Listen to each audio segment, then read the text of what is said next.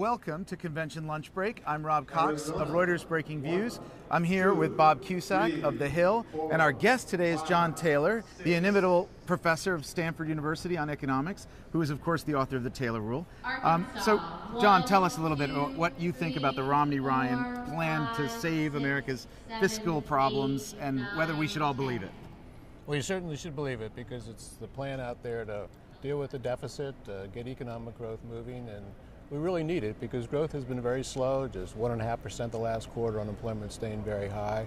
So it's a different kind of policy. It's the kind of policy that will provide confidence that businesses can hire and consumers can buy things again and really get the economy moving. I mean, one of the big differences, or one of the things I hear a lot about, is this idea that the policies are pro-growth. I mean, what specifically is actually pro-growth about what we're going to see from Romney and Ryan? Well, there's three things I'd say. First of all, you take away all this uncertainty about policy, the temporary stimulus packages, all those things that have held businesses back from investing. Okay, so that's number one, they invest and that creates growth. Number two, you get rid of this debt problem, which is a big overhang and uncertainty. How are we going to resolve that? Gigantic tax increases, another crisis. So get that debt down in a gradual way, and that also leads to more investment, more hiring. And number three is dealing with these taxes. This is tax reform. Get those marginal tax rates down. Certainly don't raise them as it's being threatened at this point. Those three things together are a big part of it. Professor, there's been a lot of speculation that you could be the next Ben Bernanke. Mitt Romney has said that he would not extend Ben Bernanke's term. Would you be interested in such a position? Actually, I'm having such a great time out there in civil society and trying to look at the economy and see what's happening. I'm enjoying being a professor of economics. Ben Bernanke, it's interesting. In years ago, I know he was quite a big fan of the Taylor Rule, the formula you produced that looks at output gap and inflation and tries to come up with a view of where short-term interest rates should be. What is your view about where they actually should be? What is the Taylor Rule telling us right now?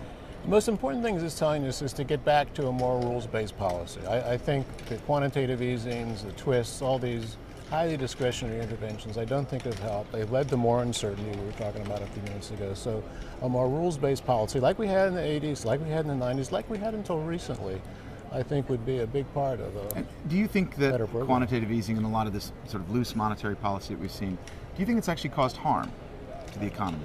I think it's a real question it may have. I've looked at the positive impacts and find that they're negligible. But I am concerned about the harm because they have provided so much extra liquidity, and that has to be removed at some point. And I think that causes uncertainty about how it's going to be done. Mitt Romney has pledged that by the end of his first term, unemployment would be 6%. Is that realistic? Based on history and based on what he's proposing, it's certainly realistic.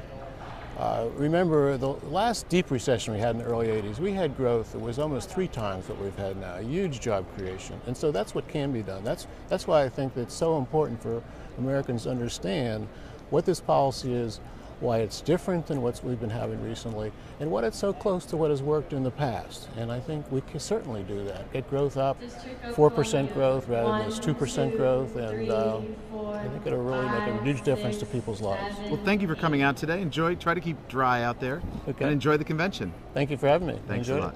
We'll be right back. Welcome back to Convention Lunch Break. Our next guest is Senator Ron Johnson from Wisconsin. Welcome, Senator. Hello, Rob. Hi, Bob. So what do you think? We were just talking to John Taylor about what the prescription for the American fiscal problems for the economy. I mean, where does your confidence come? You're a business guy. You've been in, how can we? The first ingredient we need is leadership. Because this president's not provided any. But what Governor Romney's talking about is, first of all, let's repeal the health care law, or at least stop its implementation. I don't see how we can possibly afford that. It's going to do great damage to our health care system, bankrupt this country. And then how about, use America's energy resources? How about real pro-growth tax reform, which this president hasn't even begun to try and achieve? And then we have to get our debt and deficit under control. We just have to do that. We've got to stabilize that. The one metric, the debt to GDP ratio, that's just crucial. We've got to stabilize it, start bringing that thing down over time.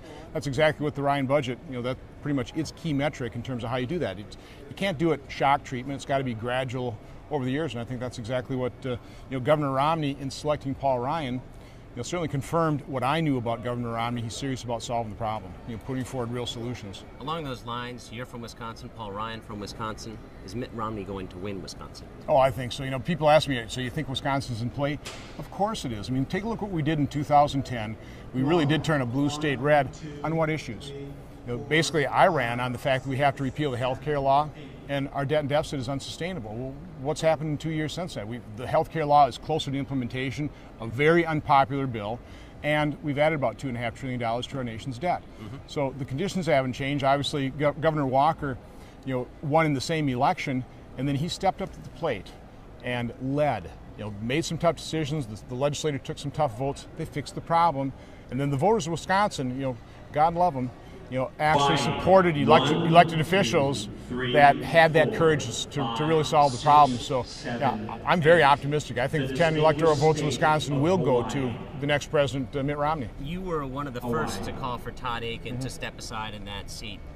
Number one, do you still think he will step aside, and does he have to step aside in order for Republicans to win back the Senate? I hope he does, and I think that's true. I mean, I called for him to withdraw because it was a self-inflicted moral wound. I mean, I don't see how he recovers from it. The problems our nation faces are so serious. This cannot be about one man's personal ambitions. It just can't. He's got to put America first. I realize it's happening pretty fast for him. Maybe needs to take a few days to really determine that. He doesn't have a whole lot of support. When he recognizes that, hopefully he does understand that he has to put America first, and when he does that, then I think we've got some good candidates in the wings there that can step up the plate. I think that's definitely a winnable seat for Republicans. Have members of the Senate Republican Conference called the Senate, Todd Akin to say he should step aside? Well, I'm not sure about that, but obviously, the NRSC has, withdrawn, funding. American Crossroads has. I mean, he's a pretty lonely man right now, and that's unfortunate. I mean, I have nothing personal against Congressman Akins, but again, he has to understand that in order for us to really get leadership in Washington, I mean, let's face it, the United States Senate hasn't passed a budget in over 3 years. And I realize people look at that as a talking point, but it's not. Consider how serious that is. Our president now, his last two budgets, 3 votes in Congress, the final vote tally 0 to 610. Right. I really do ask people to think about what an abdication of leadership that is, just an utter lack of responsibility. When we're facing a fiscal calamity, and the President of the United States and the Democrats in the Senate are so unserious they're not putting forward any proposal that even garner one vote out of their side. They refuse to be held accountable. Okay, well, we're going to see. We're going to hear a lot more on that, I'm sure, this week. Thank you for stopping by in the convention lunch break. Well, great. Have a great Appreciate convention. It. Thank you very much. We'll be right back.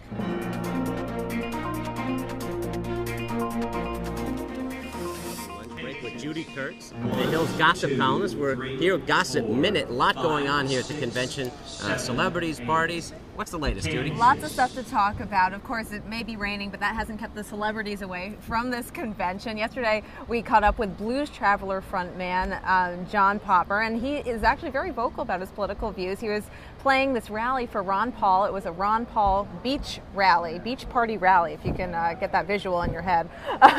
He told us that in 2008, he actually voted for Barack Obama, but this time around, his views have changed, and he said he's going to be voting for Mitt Romney. He said America was expecting a lot of change, and he feels that we didn't get it, and so his vote's going for Romney, despite playing at a Ron Paul rally yesterday. Can I ask you a question? What's the best party to be at the convention? Oh, there are a lot. There's Journey coming up this week. Journey is the big ticket to go to.